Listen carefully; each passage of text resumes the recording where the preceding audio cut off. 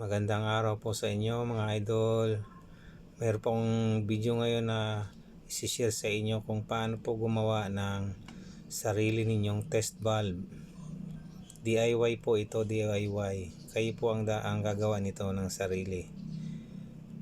Susundan nyo na lang po itong aking video para matutunan po ninyo kung paano po gumawa nito.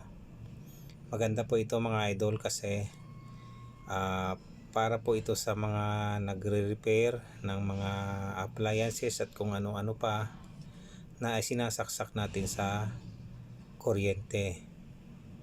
Ang kainaman po nito para po di po kayo maputukan o kaya masabugan ng mga appliances, lalo na kapag shortage na iyon.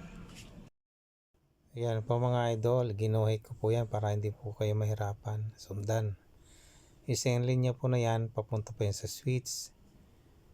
Tapos diretso po siya doon sa ilaw. Tapos yung isang linya naman po, papunta naman yan sa outlet, dyan sa saksakan. Dalawa yan, siniris na lang yan. Tapos yung isang linya naman, sa kabilang linya ng saksakan, yun naman yung wire na galing sa ilaw, sa kabilang linya ng ilaw. Ayan.